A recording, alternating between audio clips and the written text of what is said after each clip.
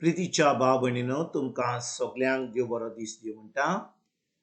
आयज सोमार आनी आयचें शिवर्तमान जावन आसा मातवाचो 10वा विस्पूर, वोड 34 ते मातवाचो 11वा विस्पूर, वोड 1. Matthew chapter 10 verse 34 to Matthew chapter 11 verse 1. आनी आतां आमी पयलें देवाचें उतर आयकुया. हांव प्रिथमेचेर शांती हाडूंक आयला म्हूण समजो नाका. शांती न्हय पूण तोरवार हाडूंक हांव आयला. कारण पुताक ताच्या बापायचेर आड, धुवेक तिच्या आवयचेर आड, सुनयेक तिच्या सासूचेर आड दोशी करूंक हांव आयला. एका मनशाचे दुस्मान ताचोच घरचो लोक. म्हज्यावन आपल्या बापायचो वा आवयचो अदीक मोग करतात ती म्हाका लायक न्हय. म्हज्यावन आपल्या पुताचो वा धुवेचो अदीक मोग करतात ती म्हाका युक्त न्हय. आपलो खुरीस घेवन म्हज्या फाटल्यान येनात ती म्हाका पुरती न्हय. आपलो जीव सांबाळूंक सोदतात ती आपलो जीव वगडायतली, आनी म्हज्या पासत आपलो जीव वगडायतात तांकां आपलो जीव मेळटलो. इनाम. तुमकां येवकार दितात ती म्हाका येवकार दितात, आनी म्हाका येवकार दितात ती म्हाका धाडला ताका येवकार दितात. एका प्रवाद्याक तो प्रवादी म्हूण स्वागत करतात ती प्रवाद्याचो इनाम घेतली, आनी प्रमाणीक एका मनशाक वो प्रमाणीक म्हूण स्वागत करतात ती प्रमाणीक मनशाचो इनाम घेतली. हांव तुमकां सच सांगता, हे ल्हानांतल्या एकल्याक तो म्हजो शीस म्हूण थंड उदकाचो एक पेलो लेगून कोणें पिवंक दिलो जाल्यार तांकां कशेय तरेन आपलो इनाम मेळो नासतना उरचो ना.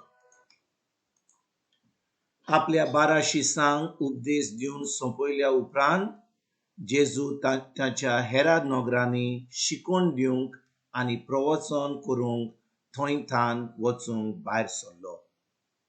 देवाचें शिवर्तमान हें भाव भयणीनो. आनी आयज जें शिवर्तमान आमी आयकलां तातूंत आमी आयज ह्या 34 वडीर आनी तेजे उपरांत वडीर आमी नियाळ करुया. जेजू कितें म्हणटा? तो म्हणटा, हांव पृथ्वीचेर शांती हाडूंक आयला म्हूण सजमू नाकात. हांव पृथ्वीचेर शांती हाडूंक आयला म्हूण समजो नाकात. शांती न्हय पूण तोरवार हाडूंक हांव येयला. आनी भाव भयणीनो, ताजे उपरांत जेजू कितें सांगता आमकां?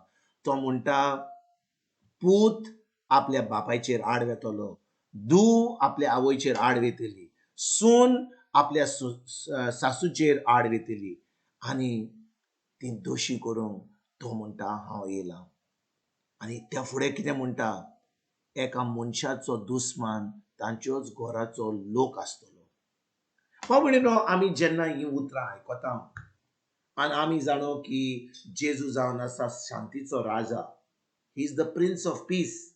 आनी जेन्ना ही उतरां आमी आयकता जेजू कडसून आमकां कितें सजमणी मेळटा? जेजू आमकां कितें सांगूंक सोदता? भाव भयणीनो, जी आड म्हणटा ते भाशेन जो कोण आपल्या फामिलीन आड येता, वा जे भाशेन जेजू म्हणटा एका मनशाचो दुस्मान ताच्याच घराचो लोक आसतलो म्हणून, तो आमकां कितें सांगूंक सोदता? भाव भयणीनो, जेन्ना आमी जेजूचेर भावार्थ दवरता, आमी क्रिस्तांव जाता, आमी भावार्थी जाता. आतां भाव भयणीनो, आमी देवाच्या उतरा प्रमाणे चलता. म्हणजे आमी आतां सोत मानता जेजूचेर. आमकां आतां आमचें जिवीत देवाच्या उतरा प्रमाणे चलता. आमी आमचें जिवीत देवाच्या उतरा प्रमाणे चलयता पवित्र आत्म्याच्या आदारान. कित्याक पवित्र आत्मो आनी देवाचें उतर जावन आसा एक. जुवांचो 6:20-60 म्हणटा की देवाचें उतर आनी पवित्र आत्मो जावन आसा एक. जेजू पवित्र आत्मा सर्गीचो भाव जावन आसा एक. म्हणटच जेन्ना आमी जेजूचेर भावार्थ दवरता आमी ताच्या उतरा प्रमाणे चलता. आतां कितें घडटा भाव भयणीनो? खूब लोक फामिलीन कितें घडटा? वय क्रिस्तांव नांवान आहा, इगोर्जेक वेता, सगळे मागणी करतात, पूण देवाचें उतर तें नकोत. देवाच्या उतरा प्रमाणे ती चलनात, ती आपलें धर्म करतात.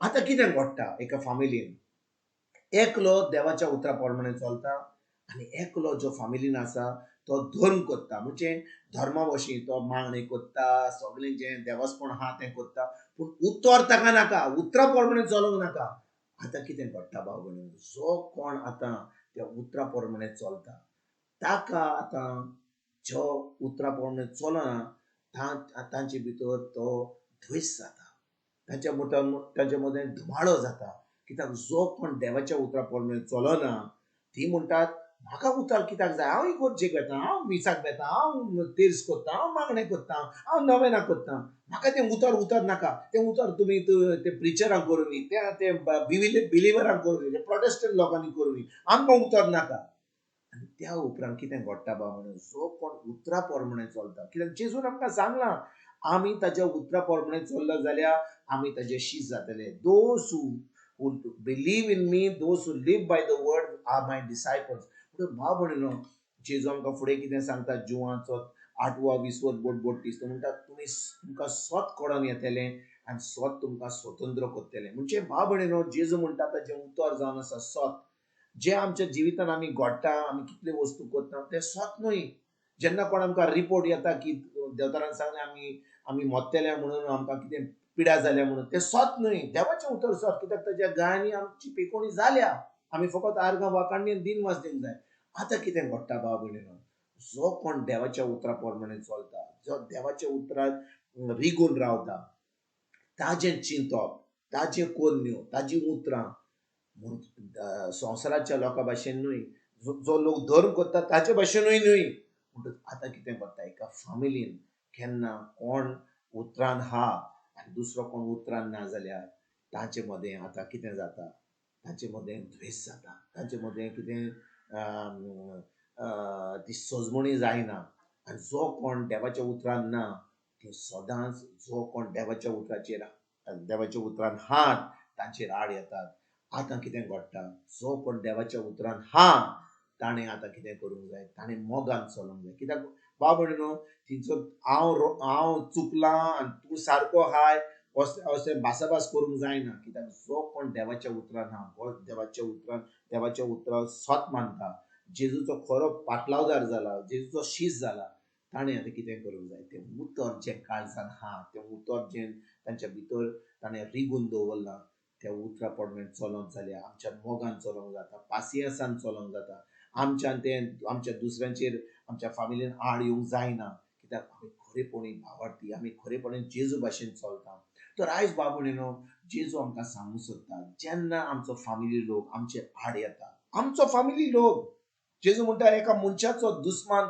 ताचोच घरचो लोक येतलो म्हणटच जेन्ना अशें जाता आमी जी देवाच्या उतरान रिगून रावल्या आमी आतां मोगान चलोंक जाय कितलो लोक आतां म्हणटा म्हजी फामील देवाच्या उतरा प्रमाणे म्हाका प्रिचर जावं न्ही म्हाका भायर जावं न्ही म्हाका लोकांक शिकोव न्ही ह्या फामिलीक पासून हांव सोडून वेता आनी केन्ना एक फावटी येत जाल्यार हें बरें आहा तें सारकें न्हय भाव भयणीनो आमी खरेपणी देवाच्या उतरान रिगून रावला जाल्यार खरेपणी आमी जेजूचे शीश जाल्यार आमी आमच्या फामिलीचे रावून तांकां मोग दाखोवन जेजूच्या राज्यान आमंत्रण दिवपाक आमी वावर करूंक जाय पयलीं कित्याक देवान आमकां आमची फामील दिल्या तेज्या उपरांत आमची फामिली जेजू कडेन येतकूच आमच्यान बरी खबर दुसऱ्यांक दिवंक जाता दुसऱ्यांक ही बरी खबर दिवंक जाता तेच भाशेन भाव भयणीनो जेन्ना आमी संवसारान आमी म्हणटा आमी क्रिस्तांव आमी म्हणटा जेजूचे पाटलावदार आमी जावन आसा इगोर्जेचो लोक इगोर्ज मात जावन आसा आमी सगळीं भावार्थी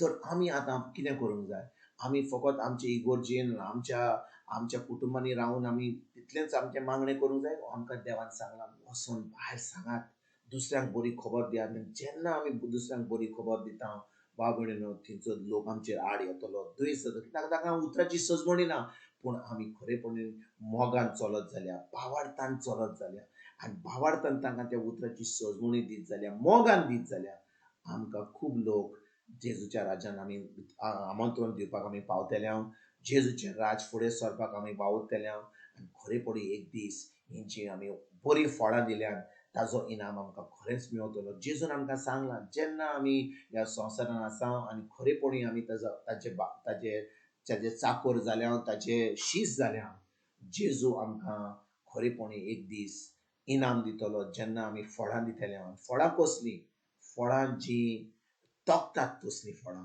जी आमी दुसऱ्यांक ही बरी खबर दिवन तांकां जेजूच्या राज्यांत आमंत्रण दिवपाक वावर करतले हांव तीच फळां. तर आयज बाब म्हणून खेरीत भाशेन आमी आमच्याच फामिलीन हें देवाचें उतर जें आमच्या काळजान आसा तें आमी आमच्या फामिलीक दिवया, मोगान दिवया. तांकां सांगू नाका की तुमी चुकल्यान आनी तुमी अशें करूंक जाय तशें करूंक जाय, पूण मोगान आमी तांकां दाखोवया आनी खेरीत भाशेन तांकां जेजूच्या रामाक आमंत्रण दिवपाक, तांकां शीस करपाक आमी वावरुया. आनी तेज्या उपरांत आमी सगल्या संवसारा कडेन वचोन जेन्ना देव आमकां धाडटलो थंयसर वचोन आमी बरी खबर परगट करुया आनी खरेपणी आमचे जेजूचें राज फुडें सरपाक आयजच्यान आमी सुरवात करुया. तुमकां आनी तुमच्या फामिलीक एक बरो दीस हांव येता आनी परतून तुमचे कडेन उलोवपाक फाल्यां हाजीर जातलो. तुमकां सगल्यांक आमच्या सोरुंडारा जेजूची कृपा, आमच्या स्वर्गीच्या बापाचो मोग आनी पवित्र आत्म्याचो एकवट तुमकां आनी तुमच्या फामिलीक हांव आवडयतां.